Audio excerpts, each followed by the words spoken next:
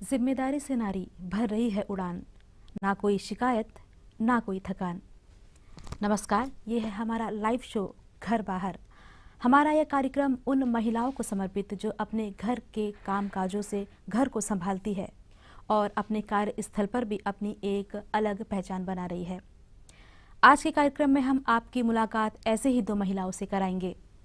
हाल ही में हमारे स्वास्थ्य मंत्री श्री मनसुख मांडविया द्वारा हमारे भारत के सभी राज्यों और केंद्र शासित प्रदेशों के स्वास्थ्य कर्मियों को कोविड-19 के समय उनके योगदान के लिए पुरस्कृत किया गया। हमारे द्वीपों में जिन्हें ये पुरस्कार मिला, जिन्हें ये सम्मान मिला, वे इस समय हमारे स्टूडियो में उपस्थित है। तो सबसे पहले आपको मैं मिलवाना चाहूँगी श्रीमती के बालमती से। इन्हें कोविड-19 के दौरान 55,000 लोगों को टीकाकरण करने के लिए पुरस्कृत किया गया है। बालमती जी, आपका हमारे कार्यक्रम में स्वागत है। दर्शकों, अब मैं आपके परिचय करवाना चाहूँगी श्रीमती प्रतिमा बिस्वास से। इन्हें कोविड-19 के दौरान 42,000 लोगों को टीकाकरण करने के लिए पुरस्कृत किया गया है। प्रतिमा जी, आपका भी हमारे कार्यक्रम में बहुत बहुत स्वागत है। दर्शकों, कार्यक्रम में हम आगे बढ़ेंगे उससे पहले हम आपको बता दें कि हमारे दूरदर्शन केंद्र पोर्ट ब्लेयर की कार्यक्रम अब आप सोशल नेटवर्किंग साइट्स पर भी देख सकते हैं। तो फॉलो कीजिए हमारे ट्विटर पेज को। हमारा ट्विटर हैंडल है @ddk_पोर्ट ब्लेयर। हमारा Facebook page Doordarshan Kendra Port Blair और सब्सक्राइब करें हमारे यूट्यूब चैनल को। चैनल है दूरदर्शन केंद्र पोर्ट ब्लेयर। तो सबसे पहले बालमती जी और प्रतिमा जी, आपको इतना सम्मान मिला, आपको पुरस्कृत किया गया, उसके लिए हमारे पूरे दूरदर्शन परिवार की ओर से आपको ढेरों शुभकामनाएं। और सबसे पहले बालमती जी, मैं ये जानना चाहूँगी कि जो आपका शुरुआती समय, आपके परिवार और आपकी शिक्षा के बारे में हम जानना चाहेंगे। मेरा जो पढ़ाई, मैं बेसिकली पोर्ट ब्लेयर से हूँ जी। तो मेरा पढ़ाई जो अबरडीन स्कूल से 1st से 8th स्टैंडर्ड तक कंप्लीट करी, फिर 9th to 12th मोनपुरा से, फिर 97 से 99 में A&M ट्रेनिंग कंप्लीट करी। परिवार, मैं शादीशुदा हूँ, मेरा हस्बैंड PBMC में है।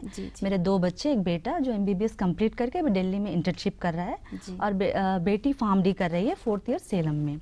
और मेरे पिताजी नहीं रहे, अम्मा है और 3 भाई हैं, तीनों को शादी हो चुकी है और बहन नहीं रही, उनका 2 बेटे हैं, दोनों को भी शादी हो चुके हैं। जी जी, ये है आपका परिवार। जी। तो प्रतिमा जी, आप कुछ बताइए अपने परिवार के बारे में और आपकी जो शिक्षा है, स्कूलिंग है, इसके बारे में बताइए।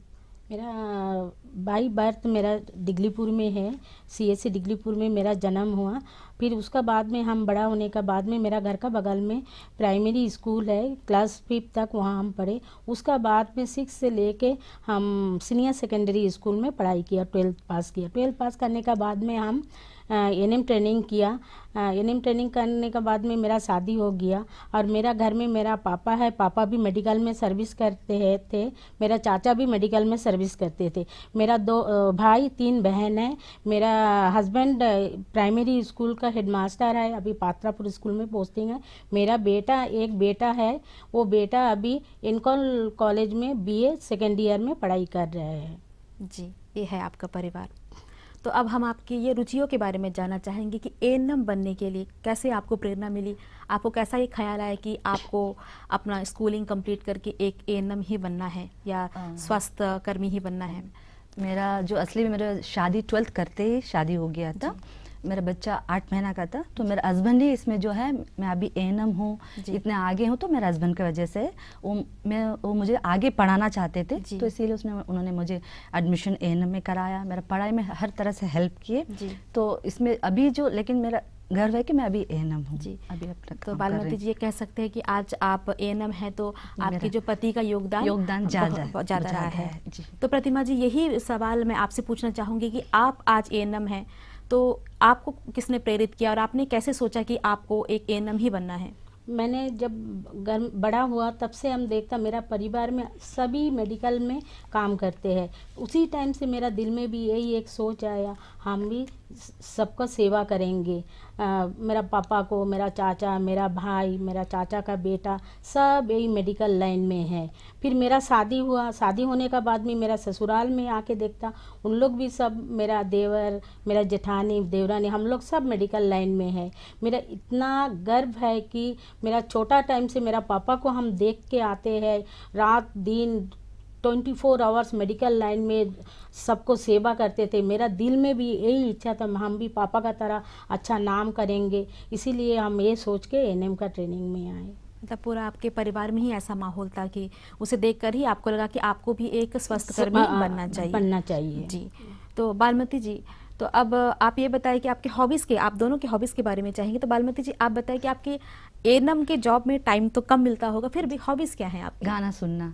जी, गाना अच्छा, सुनते हैं। किस तरह के गाने आप सुनना मतलब पसंद मेलोडियस करती हैं? सॉन्ग, एसपीबी जी, बालासुब्रमण्यम जी के, इलैयाराजा जी की म्यूजिक का। अच्छा, तो आप तमिल सॉन्ग्स, हिंदी सॉन्ग्स, सभी तरह के एसपी जो बालासुब्रमण्यम जी, हैं, जी, उनके गाने सुनना पसंद करते हैं। और प्रतिमा जी आप बताइए आपकी हॉबीज़ क्या हैं? मेरा हॉबीज़ है, घर में जब हम चुपचाप बैठते हैं, हमको टीवी में बंगला सीरियल देखना बहुत पसंद है। उसका ये हम जैसा घर में कोई अगल बगल में कोई बीमार हो जाते कि दूसरा को सेवा करना हमको बहुत पसंद है। कोई किसी का तकलीफ में, कोई चाहे उसी को पैसा से मदद करना, उसको हॉस्पिटल तक लेके जाना, उसको कोई जगह छोड़ना, ये सब कुछ भी काम करने के लिए मैंने 2 जन को सेवा करना, हमको ये जो बड़ा सबसे बड़ा हॉबी है मेरा, सबको सेवा करना। जी, मतलब समाज सेवा करना समाज आपको सेवा बहुत अच्छा करना, लगता है। जी। जी, यही सेवा का भाव ही आपको अवार्ड के रास्ते तक ले गया है। जी। ये तो बहुत अच्छी बात है। तो बालमती जी अब तक का जो सफ़र है एएनएम बनने के बाद, उस सफ़र के बारे में आप बताइए। मेरा 2001 में पीएससी कचाल मेरा फर्स्ट पोस्टिंग पीएससी कचाल था। 2001 से 2004 सुनामी का समय मैं वहीं थी। तो कपंगा, पीएससी कचाल कपंगा में मेरा पोस्टिंग था। तो तब मेरा बेटी 8 महीने की थी, अम्मा मेरे साथ थी, एजड थी। तो हम लोग सब वॉश आउट हो गया था, मेरा अम्मा के साथ हम लोग सब कुछ चले गया था। फिर भी हम लोग 2005 मई तक का वहाँ मिलडेरा, विलेज मिलडेरा में टेंट ये करके सभी स्टाफ जो हम लोग जो कचाल, पीएससी कचाल के स्टाफ थे, सबने सेवा दिया। सर्विस वहाँ में 2005 मई तक का वहाँ सर्विस करी। उसके बाद मेरा सीएससी बम्बू फ्लैट ट्रांसफ़र हुआ। वहाँ में भी मेरे को सब सेंटर सुनामी पहाड़ जब नया से बना था, तो वहाँ में मेरे को सुनामी विक्टिम्स का सर्विस देने को मौका मिला। सीएससी बम्बू फ्लैट में भी सर्विस देती थी और सब सेंटर सुनामी पहाड़ में। उसके बाद 2014 में सब सेंटर रामपुर, माया बंदरगंडा सब सेंटर रामपुर, वहाँ में 4 साल थी। फिर उसके बाद मेरा ट्रांसफ़र हुआ 2018 में dairy farm, health and dairy farm में। और डेयरी फार्म में आके ये कि 2018 का जो पोषण अभियान का जो अवार्ड, मेरा नेशनल अवार्ड उससे पहले भी मिला। तो खुशकिस्मती है कि वहाँ का जो school line anganwadi centre, Srini Kumari anganwadi worker और हम लोग का टीम को नेशनल अवार्ड मिला। उसके बाद जो कोविड का पैंडमिक स्टार्ट हुआ, तो फिर मेरा जयनाराम जो वैक्सीनेशन में ड्यूटी में आई। तो प्रतिमा जी अब आपसे जानना चाहेंगे कि आपके जो अब तक का कार्यकाल है एएनएम का, तो आपका सफ़र कैसा रहा, कितने उतार चढ़ाव आपने देखे?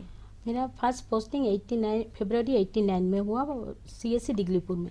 सीएससी डिगलीपुर से फिर मेरा राधानगर सब सेंटर बोल के एक जगह है, वहाँ कोई बस सर्विस नहीं था, मिलन ग्राम तक बस जाते थे। फिर वहाँ से मेरे को पैदल राधानगर सब सेंटर तक हम वहाँ जाते थे।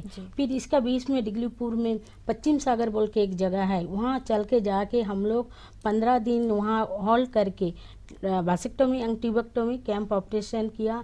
वो उस टाइम हम लोग को वहाँ में सीएससी डिगलीपुर में डॉक्टर तुलसीदासन, अभी उनका रिटायरमेंट हो गया, वो सर हम लोग को लेके वहाँ जाके ऑपरेशन कैंप अटेंड किया। फिर उसका बाद डिगलीपुर 91 में मेरा शादी होने के बाद में हम मेरा रटलन बोल के मंगलूरटन पीएससी का अंडर में रटलन बोल के एक जगह है, हमको वहाँ पोस्टिंग हुआ था। वहाँ बम्बू नाला बोल के एक जगह है, बोट में जाके डोंगी से उतार के वहाँ जाके डॉक्टर मोहम्मद अली साहब, डॉक्टर रशीद सर का उस टाइम का पीरियड का डॉक्टर लोग का साथ में जाके हम लोग वहाँ में बच्चों लोग को, जो बच्चे यहाँ आके वैक्सीन नहीं लगा सकते, वो बच्चे लोग को जाके वहाँ हम लोग वैक्सीन कैंपिंग करते थे।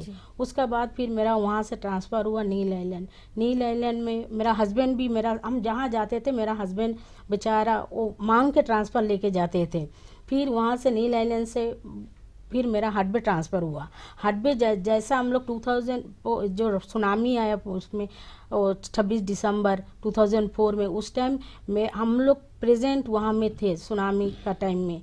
मेरा हम सुबह मॉर्निंग में जैसा अर्थक्वेक हुआ, मेरा बच्चा गोदी लेके हम रास्ता में खड़ा हुआ, मेरा सामने रास्ता एकदम फट गया, जी, जी। एकदम ये हो गया। जी। फिर उसका बाद में वहाँ से सुनामी जैसा ये हो गया, डॉक्टर कॉल किया, पीएचसी आरकेपुर का डॉक्टर कॉल किया, नेताजी वो सामने कैंप लगा, जो सुनामी इफेक्ट हुआ वाला लोग को एक एक को देख के इतना दुख लगता था। बेचारा लोग के पास कपड़ा नहीं है, पहनने को कुछ नहीं है। हम लोग सारा जन घर घर से कलेक्ट करके उन लोग को दिया, और उन लोग को सबको हम लोग दिन रात 24 घंटा वो कैंप में ड्यूटी करके सबको हम लोग सेवा करते थे। फिर उसका बाद हार्डवे से मेरा स्टेट फैमिली वेलफेयर में ट्रांसफ़र हुआ। वहाँ से फिर मेरे को कैम्बेल बे में गया, कैम्बेल बे से दिलानीपुर आया, दिलानीपुर से फिर वैक्सीनेशन सेंटर में 16 जनवरी से अब तक इसी में ही वैक्सीनेशन में ही है। जी। तो बालमती जी, आपने भी सुनामी का जिक्र किया, तो जी, जी। आपका अनुभव कैसा था सुनामी के समय, कैसा काम आपने किया, इस बारे में थोड़ा सुनामी बताइए। देखा जाए तो सुनामी का दिन जो है सब कुछ चले गया था, जी। सिर्फ जो पहने कपड़ा ही बचा अच्छा, था। जी। तो उसके बाद भी तो हम लोग 6 महीना वहाँ ड्यूटी करना, कि अभी जी। वहाँ का जो अफेक्टेड लोग हैं, विक्टिम्स हैं, उनको देखना है। फिर मिलडेरा में टेंट बना के, जैसे हम लोग सभी स्टाफ्स टेंट बना के, मेल्स लोग टेंट में रहते, हम लोग छोटा सा रूम जो स्कूल से वहाँ से सर्विस देते थे।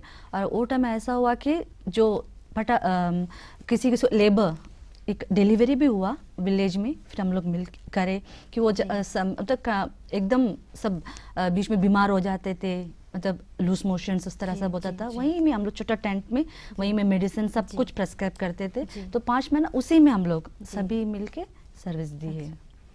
तो जैसे कि एक महिला ही घर और बाहर को अच्छे से मैनेज कर सकती है, और कोविड के दौरान आपको अवार्ड मिला है, तो जाहिर सी बात है कि घर और बाहर को आपने मैनेज किया। वो कैसे आपने मैनेज किया, ये हम जानना चाहेंगे। अभी हम लोग रोज़ सुबह जैसा कोविड स्टार्ट हुआ, जी। लॉकडाउन शुरू हुआ, तब से हम लोग बस सर्विस नहीं था, कुछ नहीं था। हम लोग कैसा मैनेज करके अपना अपना ड्यूटी में आते थे। एक एक जगह में कोविड पॉजिटिव केस हो जाता था, डीसी ऑफिस से हम लोग को कंट्रोल रूम से फ़ोन आते थे, आप लोग फला वो घर में ये फ़ोन नंबर है, उनको अब भी इसी वक्त मेडिसिन पहुंचाना। हम लोग दिन नहीं, रात नहीं, सुबह नहीं, शाम नहीं, हम लोग क्या करते, आते सेंटर से, यूसी दिलानीपुर से मेडिसिन लेके उनको कैसा भी घर में जाके मेडिसिन पहुंचाते थे। फिर उसका बाद में हम लोग जब वैक्सीनेशन में आए, वैक्सीनेशन में आने का बाद में शुरू में बहुत जन वैक्सीन लेने के लिए एग्री नहीं होते थे। हम लोग को उनको बहुत काउंसलिंग करिए। देखिए, एक वैक्सीन लगाने से आपको कोई नुकसान नहीं होता। वैक्सीन जो है, आपको जो कोविड-19 जो बीमारी है, कोरोना वायरस जो है, उससे आपको लड़ने का एक शक्ति, एक ताकत देगा। इसीलिए आप लोग डरिए मत, इसमें कुछ नहीं होता, इसका कोई साइड इफेक्ट नहीं है, कुछ नहीं है, होने से हल्का फीवर होएगा और कुछ नहीं होता। फिर उसका बाद में सब आस्ते आस्ते सबको जैसा ये सारा जगह फैल गया, जे हम लोग को अभी वैक्सीन ही हम लोग को एक बीमारी से लड़ने के लिए एक शक्ति है। इसीलिए सब अभी किसी को बोलने का ज़रूरत नहीं है, सब अपना आप आके वैक्सीन लगाते हैं। और हम लोग वैक्सीन लगाने के लिए ऐसा बहुत ये है, दूर दूर इलाका है, जैसा लेबर कास्ट लोग है, उन लोग क्या करते, अपना एक दिन का छुट्टी करने से उन लोग को एक दिन का तनख्वाह काटा जाएगा, इसीलिए उन लोग वैक्सीन लगाने आने नहीं मांगता। फिर मेरा एडमिनिस्ट्रेशन डीसी का तरफ से हम लोग को डीसी सपोर्ट किया। हम लोग मोबाइल में जाके एक एक एरिया में बस में जाके रात 10 बजे तक, 9 बजे तक, 11 बजे तक सबको वैक्सीनेट करते थे। फिर बहुत पेरेंट्स लोग आके बोलते हैं, मेरा मम्मी मेरा पापा बिस्तर में है, वैक्सीन लगाने आ नहीं सकते हैं, अब क्या करें। फिर हम लोग को जो मेरा मेडिकल जेएनएम कॉलेज का जो इंचार्ज है, उनको आके बताते थे डॉक्टर राजीव घोष सर ने। फिर राजीव घोष सर ने हम लोग को बोलता, चलो वो एरिया में बेड पेशेंट है, उनको वैक्सीन लगाना। फिर हम लोग जाके उनको वैक्सीनेट करते थे। फिर एक दिन डीसी ऑफिस से हम लोग को कॉल आया, पत्रापुर में अर्ली मॉर्निंग में लेबर मार्केट बोलते, पत्रापुर बस स्टैंड में। फिर हम लोग वहाँ में जाके, मेरा nodal officer doctor Abhijit Rai, JNM college का incharge doctor Rajiv Ghosh sir, फिर डीसी ऑफिस में नागेंद्र सर और के बालमती और हम दोनों मिल के जाके सुबह 5 बजे जाके वहाँ जाके हम लोग सारा लेबर को वहाँ बैठ के, बस में बैठ के सबको वैक्सीनेट करे। जी, ये तो थी प्रतिमा जी का अनुभव कोविड के दौरान। तो बालमती जी, आप बताइए कि कोविड के दौरान आपने किस तरह के चैलेंजेस फेस किए, कैसे आपने अपने ड्यूटीज़ को निभाया, ये बताइए। इसमें तो फैमिली का सब बहुत बड़ा बहुत ही सपोर्ट है है। जी। जो मैंने कहा था सबसे बड़ा सपोर्ट मेरा हस्बैंड है जी। और मेरा फैमिली जी। या तक कि जैसा मेरा मम्मी एजेड है, अभी 85 प्लस है, मैं 1 साल तक नहीं जाके देख नहीं पाई। भैया है तो देख लेते। जी। तो हस्बैंड है करके जैसे मेरे काम काज का हम लोग दोनों मिल के कर लेते, सपोर्ट है तो मिल के काम करते। इसीलिए हमको मेरा ये नहीं था कि घर जाके कुछ काम करना है, तो जी, उनको जी। ये था कि अपना सर्विस सही से देना है। जी। तो जैसे कभी पहले वैक्सीनेशन से पहले जैसा हम लोगों का हेल्थ से कोविड शुरू हुआ तो हर एक एएनएम का कहते हैं कि घर घर जाके विजिट करना। जी, जी। जैसे सिस्टर ने बोला कि गाड़ी का, अभी तो हमारे पास गाड़ी है, पहले गाड़ी नहीं था, इतना मुश्किल होता था एक एक बस के लिए। ऐसा जीबी पंत आके वहाँ से चल के बाजार तक आना जी, पड़ता जी, था, वहाँ जी। से कोई कुछ मिल जाए फिर जाना पड़ता था। जी। बहुत जर्नी में बहुत तकलीफ उठाए, जी। फिर भी अपना काम करना है हमें, जी। करना था। जी। फिर अब मेरा मेन सपोर्ट के मेरा हस्बैंड है, जी। उनकी वजह से अभी भी जो है जैसे कभी शाम 4, 7, 8 बजने से भी आके वेट करके लेके जाना। जी, तो जी। ये नहीं कि हमको घर जाके कुछ करना, ऐसा कुछ नहीं, सब कुछ वो देख लेते, इसीलिए मैं अपना जो काम में ध्यान दे पाई। जी, जी।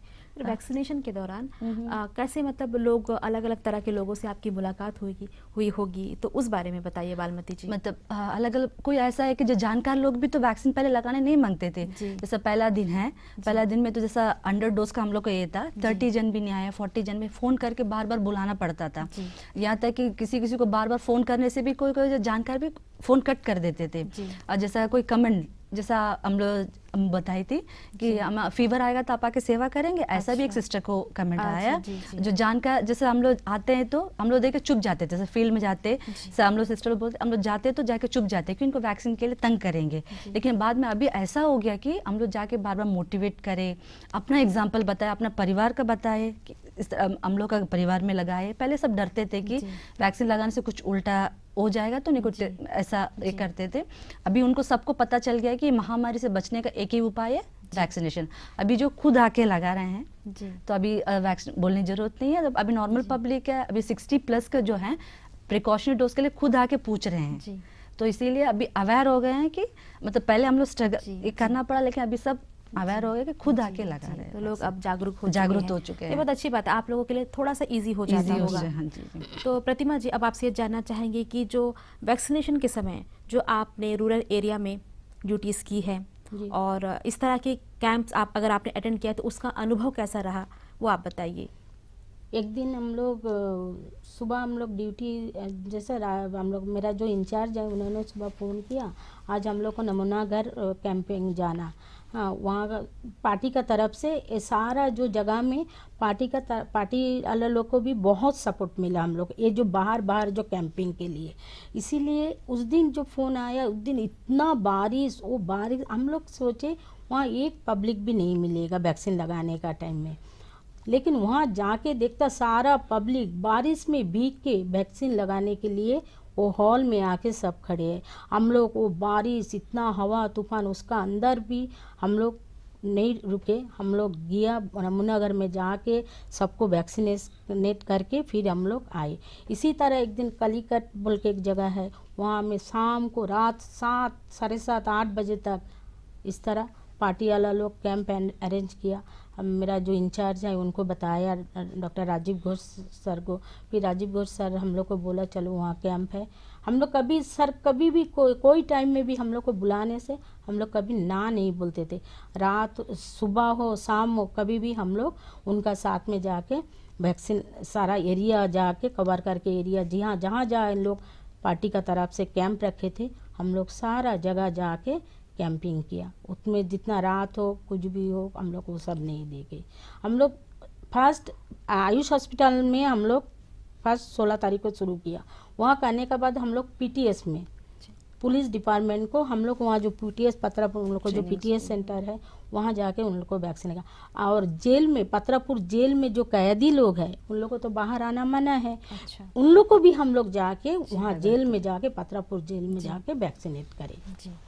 हम लोग सबको फिर जरवा लोग को भी अभी वैक्सीन लगाने का परमिशन आया, उन लोग को भी हम लोग वैक्सीनेट करें। तो बालमती जी, यही प्रश्न आपसे भी रहेगा कि आपने अब तक कैंप में कैसे ड्यूटीज़ की है और किस तरह के उतार चढ़ाव देखे, अपने अनुभव के बारे में बताइए। कैंपेन तो हम लोग जैसा सिस्टर गई है, सिस्टर साथ भी गए, अलग अच्छा, बमफ्लाट जी। तक जाके हम लोग कैंपेन करे। जी। तो सर साथ में आते थे, हम लोग मिल के करते थे, वहाँ का जी। स्टाफ भी आता था। जी। और कैंपेन से ज़्यादा फिर जैसा रिहेबिलिटेशन सेंटर्स है, जी। जो चिल्ड्रंस होम्स है, जी। वृद्धाश्रम है, अच्छा। जो जहाँ हम लोग जाके उनको आ नहीं सकते लेकिन हम लोग जाके कवर कर सकते हैं, जी। उनको करें। और साइकेट्रिक वार्ड्स जो पेशेंट नहीं आ पाते हैं जी। उनको जाके वैक्सीनेट करें। जी। और जैसा नहीं चल, जो डिसेबल है, जो जी। सीनियर सिटीजन्स हैं, नहीं आ पाते हैं, जी। उस लोग आके हम लोग इन्फॉर्म करते हैं। हम लोग जैसे ही पता चलता है हम लोग सर जो है सीधा हम लोग जाते लगाते वैक्सीन करवा के आते हैं। जी। तो कैंप तो हम लोग गिनने से तो उतना हम लोग कैंप करे हैं। जी।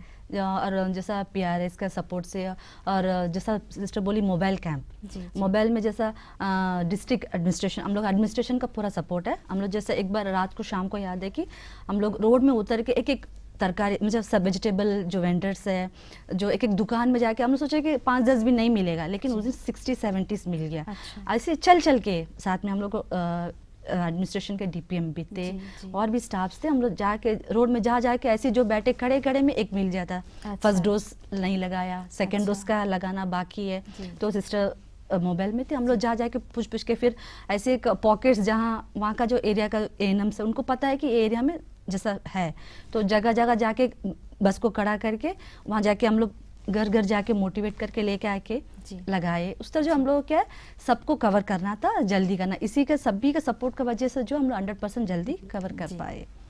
तो बालमती जी, आज के कार्यक्रम का अहम प्रश्न ये है कि आप लोगों को, आप दोनों को हाईएस्ट वैक्सीनेटर का अवार्ड मिला है। जी जी। तो आपका जो दिल्ली तक का सफ़र, उससे पहले आपके परिवार की प्रतिक्रिया और हमारे स्वास्थ्य मंत्री से मिलने के बाद आपने कैसा अनुभव किया, इस सफ़र के बारे में बताइए। तो बहुत खुशी का, हम जब वैक्सीनेशन स्टार्ट करें ये नहीं सोचे कि हमें अवार्ड मिलेगा। जी। तो सभी जो हम लोग हेल्थ वर्कर है, जो कोरोना वॉरियर्स है, जो ANMs है, सब अपना काम करते गए, हम भी करें। तो हमारा जो हाईएस्ट जेएनआरएम तो पता है आपको, पूरा कभी 500, 700, 1000 भी जी। लगता था। तो हम ये नहीं सोचे कि अवार्ड मिलेगा, सडन पता भी नहीं था हम लोग ऐसा कुछ होगा। सडन हम लोग को मिनिस्ट्री से आया कि आप लोग दोनों को बुलाया है, जी। अवार्ड है हाईएस्ट वैक्सीनेशन में। जी। तो एकदम मतलब एक अलग खुशी का है। मतलब पहले तो विश्वास नहीं हुआ था, जी। बाद में फिर अपना परिवार, बच्चे, भाई के बच्चे, अम्मा, मम्मी जी, जी। और हस्बैंड, तो सभी खुशी। और मेरे जान जो मुझे जानते हैं पहले पहचान से, वाले जी, आपके वो तो friends। मेरे से ज़्यादा उनको खुशी हुआ जी, कि जी। नहीं आपको मिलना ही था। जी। तो बहुत जन ऐसा है कि मैसेज आए, फ़ोन करके बोले नहीं दीदी बहुत खुशी है कि आपको मिलना ही था। जी, जी। और दिल्ली जाने के समय ही जी। जैसा हम एयरपोर्ट में इंडिगो के स्टाफ को पता चला, जैसे हम अवार्ड लेने जाते फट से जाए, एक छोटा सा पेपर लेके आए, जी। गुड लक लिख के, बस सब इतना खुशी से हम लोग इतना अच्छा बात बोल के जी, जी, फोटो जी। लिए। तो उसी समय हम लोग एक अच्छा पॉजिटिव वाइब आया। जी, जी। और गए तो वहाँ भी हम इतना अच्छे से रिसीव करे। और वहाँ हम लोग अंडमान के लोग मुझसे बहुत खुश हुए। अच्छा। अंडमान से आए, जी, और जी। कोई हम लोग एक ये नहीं होने दिए कि हम लोग कोई अलग से गए जी। हैं। इतना अच्छे से हम लोग मतलब अवार्ड लिया, और हेल्थ मिनिस्टर का हाथ से लिए। तो जी। और वह बेटा मेरा दिल्ली में था, तो क्या वो भी करे, था। बेटा भी अटेंड जी। करा। अच्छा, तो अच्छा। मेरे को बहुत ये जो टूर तो बहुत जी। अच्छा एक तरफ अच्छा से अनुभव था, अनुभव बहुत था। खुशी हुई आपको। जी जी। तो प्रतिमा जी, यही प्रश्न आपसे रहेगा, आपके परिवार की क्या प्रतिक्रिया थी, कैसे उन्हें खुशी इस बात की मिली कि आपको अवार्ड दिया जा रहा है, मेरे को- और आपका सफ़र दिल्ली तक का? वो टाइम हमको याद है, 2:30 बजे का टाइम में हम लोग को जो इंचार्ज है डॉक्टर राजीव घोष सर ने मेरे को फ़ोन करके बोला, प्रतिमा सिस्टर आपके लिए और बालमती सिस्टर के लिए बहुत बड़ा एक ये खबर है। बोले क्या है सर बताइए। बोला आप लोग को दोनों को ना इंटरनेशनल वुमेंस डे के लिए अवार्ड देगा, आप लोग को दोनों को नाम ये अंडमान निकोबार से बेस्ट वैक्सीनेटर का हिसाब से आप लोग दोनों का नाम चॉइस किया गया। आप लोग को दोनों को 8 तारीख को वहाँ दिल्ली प्रोग्राम अटेंड करना। हम खुशी का मारे पहले मेरा हस्बैंड को फ़ोन किया, मेरा हस्बैंड फ़ोन किया, फिर बच्चा को, फिर घर में मेरा मम्मी पापा को इसीलिए हम बताए जो आज जो हम जगह में है मेरा मम्मी पापा का जी। उसका आशीर्वाद लेके ही हम आज यहाँ हैं। इसीलिए हम ये खबर पहले मेरा मम्मी पापा को, और जो ये खबर सुनता हम लोग का अवार्ड मिला, सबका मुंह में एक ही बात है, आप लोग जैसा मेहनत किया, जैसा काम किया, ऊपर वाला आप लोग को इसीलिए ये चीज़ आपको मिलना था। जी। आप लोग ये चीज़ मिलने का हक है आप लोग को। जी।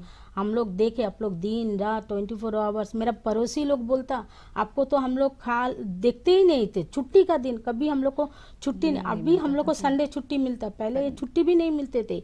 मेरा घर में हम मेरा परिवार का साथ में सिर्फ रात को भी खाना नहीं खाता, अकेला खाता था। उन लोग 9 बजे तक मेरा इंतजार करते थे, उन लोग खा लेते, फिर लास्ट में हम घर में जाके ऐसा भी हम लोग को दिन गया मिलने से। मेरा बेटा बोलेगा मम्मी आज कितना दिन हो गया हम लोग एक साथ में नहीं मिलते, ऐसा मैंने ये हुआ। लेकिन वो चीज़ हम लोग सब भूल गया, लेकिन इतना बड़ा जो हम लोग आज तोहफा मिला, मेरा सर्विस लाइफ एकदम पूरा सक्सेस हो गया।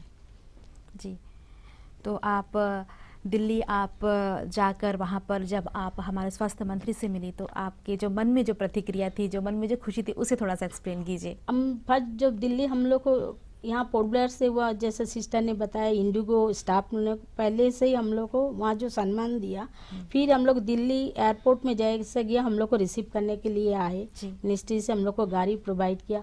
जैसा वहाँ गया जाके सारा स्टेट का एनएम लोग को सबको देख के हम लोग को दिल में इतना खुशी हुआ, मतलब हम लोग को ये है सारा स्टेट का एनएम लोग से हम लोग मिल सके।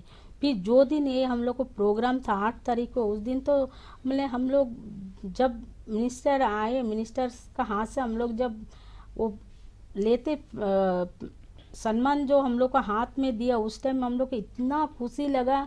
फिर हम दिल में सोचता आज हम यहाँ पहुँचा, इतना मेहनत करने का फल आज हम लोग को मिल गया, इतना खुशी लगा। फिर हम लोग वो प्रोग्राम ख़त्म करके फिर आए, फिर वहाँ में दिल्ली में ही हम लोग को दोनों को दिल्ली से ही उन लोग दूर से आए, हम लोग को वीडियो रिकॉर्डिंग किया।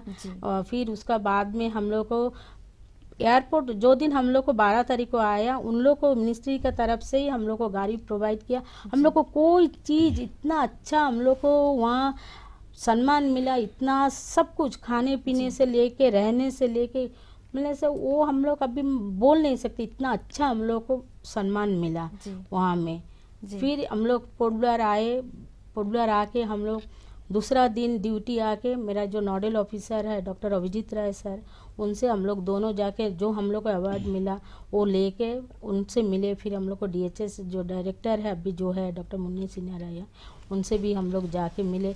उन्होंने सब हम लोग को बहुत अच्छा ये बोला आप लोग जैसा काम करें आप लोग को उस तरह फल मिला। जी, तो प्रतिमा जी और बालमती जी, कार्यक्रम का तो समय हो चला है, पर चलते चलते मैं सबसे पहले बालमती जी से ये पूछना चाहूँगी कि अगर आप हमारे दीपों की महिलाओं को कुछ संदेश देना चाहें तो वो क्या होगा? मैं यही कहना चाहूँगी कि लड़कियाँ पढ़ने को मौका मिला तो जितना हो सके पढ़ें, और अपना मम्मी पापा का सपोर्ट से मतलब आगे जो भी पढ़ाई करना चाहते हैं पढ़ें और आगे बढ़ें। जी, तो प्रतिमा जी आप अगर हमारे दीपों की महिलाओं को, लड़कियों को कुछ कहना चाहती हैं तो आप क्या संदेश देना चाहेंगे? हम भी वही सबको बोलेंगे, लड़की बच्चा लोग अभी जो सिचुएशन है जो ये है, इसमें लड़की बच्चा लोग आगे बढ़ना। अभी सारा आजकल लड़की बच्चा लोग क्या नहीं करते, पायलट बनते हैं, बड़ा एयरफोर्स में बड़ा नौकरी करते हैं, डिफेंस में जाते हैं, सब कुछ जाता है। आप लोग पढ़िए, आगे बढ़िए, लड़की बच्चा लोग कभी घर में नहीं रहना, आगे बढ़ना, पढ़ना, मेहनत करने से, पढ़ लिख के मेहनत करने से उसका फल ज़रूर मिलेगा। इसीलिए हम सारा लड़की बच्चे लोग से मेरा यही रिक्वेस्ट है, आप लोग घर में मत रहिए, अपना पढ़ाई पूरा कंप्लीट करिए, पढ़ के आगे बढ़िए। और अगर एएनएम का जॉब कोई करना चाहे तो उसे आप कैसे प्रेरित वो करेंगे? तो ज़रूर हम बोलेंगे, एएनएम का जॉब करना बोलने से ये तो सबसे हम लोग को एक मौका मिलता सारा पब्लिक को सेवा करने का, इससे बड़ा सेवा और कुछ नहीं होता है। जो हम लोग जो एक प्रेग्नेंट लेडीज से लेके एक कोई भी एक छोटा बच्चा से लेके सबको जो सेवा करना जी, वो हम लोग को ही होता। अभी गांव-गांव में जाके हम लोग सबको, खाली हम लोग फील्ड विजिट में जाके प्रेग्नेंट लेडी और बच्चा को नहीं बोलते, सबको पर्सनल हाइजीन ये सब का बारे में बोलते। जी, तो बालमती जी और प्रतिमा जी आज आप हमारे कार्यक्रम में आई और इसके लिए हमारे पूरे दूरदर्शन परिवार की ओर से आपका बहुत बहुत धन्यवाद। नमस्कार। तो दर्शकों, आज के हमारे घर बाहर कार्यक्रम में 2 महिलाएं जिन्होंने अपने कर्तव्य निष्ठा के बल पर पूरे द्वीपों में, पूरे भारत में अपनी एक अलग पहचान बनाई।